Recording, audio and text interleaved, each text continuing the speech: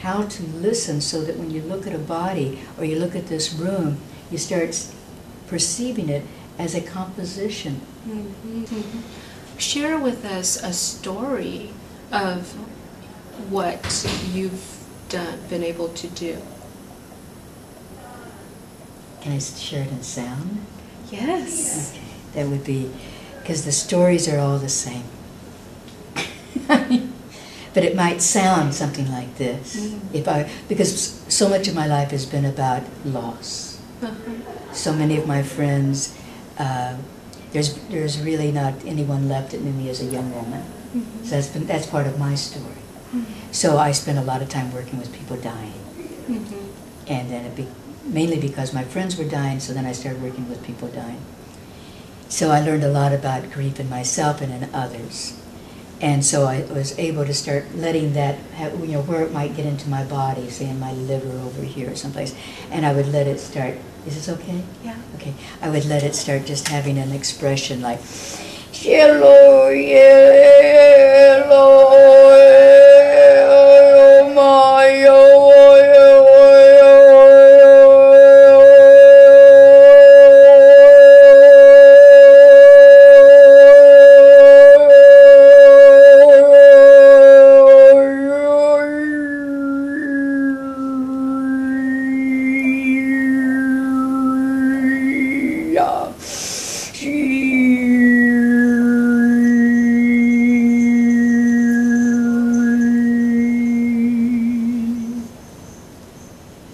So what I started learning was that if I make the sound that is there, I don't need to know what the story is. But I've asked already, I've asked my body, what would you like to express? When I allow it to start expressing, then all I have to do, if this sounds kind of separate, but it's not, what I have to do is kind of be behind it and follow it. So sound is actually my teacher. I am not a teacher. I mean, people say, oh, you've been teaching sound, and I sometimes make the mistake and say, yes, I've been teaching sound for 40 years, but really, sound has been my teacher. So I use sound as my teacher. I learn how to plug in to that frequency or to that wavelength. You listen to your liver, allowing the liver sound to come forth. And then I follow it of how it wants to take that thread, it's like a weaving, take that thread and bring it back to an integrated tonal place, which is what I found as a child, is that the dissonance lives in the harmonics, and the harmonics live in the dissonance, so that if I start in dissonance, it will bring me into the harmonics. And hence that brings healing. And hence that brings healing, hence that brings a bit more of a whole three-dimensionality for my physical body. Wow. So thank you for that. Now to tie that to us as females, is there anything particular about this practice for women? Well, women have been my biggest audience and students, of course, like is true for so many of us. And voice has always been for women, not always, but for quite a while, as something we learned to use. So I used to teach a class in the 70s and 80s of just women opening their voices.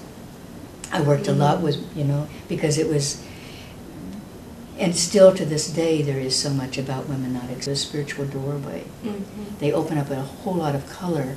Interesting. Usually I have so much to say about this, and I'm drawing a blank of some way. I like that you're in a blank space. I mean, you're really emptying out. I mean, really, it's. I spent so many decades needing to know, sure exactly when it started happening, that I was really clear that I didn't know. And then it became such a freedom to not have to know. Right. One of the things that sound does, it wakes up the amnesia. Because what we know about denial is that it literally does. Denial is that you really don't know what you don't know. And it didn't happen. Right. Yeah. and it sets up, I used to find this in the body, like a sticky, tacky substance when, around the spine and around the whole nervous system, nerve endings.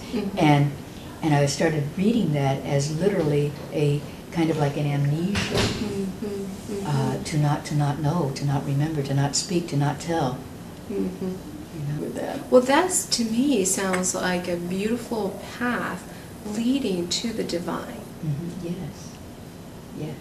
Isn't that part of the journey to the sacred feminine? To be able to listen, to be able to recognize the things that we are aware of and those we're not aware of. And to not necessarily become aware of it until we have the support needed to be able to experience that, feel that. And I think that's what I was able to do with sharing sound as a teacher, was to do that one layer at a time instead of going into all of the wounding, which is completely overwhelming, and we can't digest it that way. Right. Yeah. You know, so we never feel very successful. You know, but if you teach us, I put it in there because I knew it was something that I was going to be, that it was going to be a teaching for me, how to do just this little weaving, one layer at a time. I studied years ago with a woman named Dr. Ida Rolf, and one of the things that I learned from her, she started Rolfing structural integration.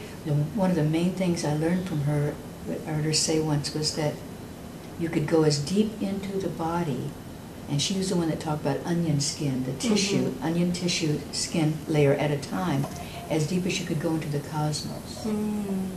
And I was a young woman when I heard her say that, but I put it in there because I knew it was something that I was going to be, that it was going to be a teaching for me for a long, long time. Yeah. And I think that's what, you know, that's how we do. We just do this one little onion skin layer at a time and let that assimilate. And then the next layer floats up. We don't have to dig for it. And then once that is expressed, another layer floats up. Right. And that comes with the listening again, is like teaching how to listen so that when you look at a body or you look at this room, you start perceiving it as a composition. And that you're just going to play what it is presenting. Right. And that's where the ease comes from. That's where the ease, so you don't have to know. Right. You don't have to know, what should I play? What's the right note? What do they need? No, I'm going to trust that there is an innate intelligence here, and that if I respect it and honor it, and let it know that I just want to know what it would like to have expressed. You know, if you love something enough, it reveals its secrets to you. Yes. You know? Yeah, and that to me is a lot about the feminine divine, instead of coming in thinking that I need to fix something. And if people were interested in learning more about you, they could certainly read the book, Tuning the Blues to Gold. Yes, and I have a website. Yes, and that is? Yeah, it's Sacred Sound School, www.sacredsoundschool.com. Okay, Yes. thank you very much, Thank Vickie. you very, very much. Blessed be.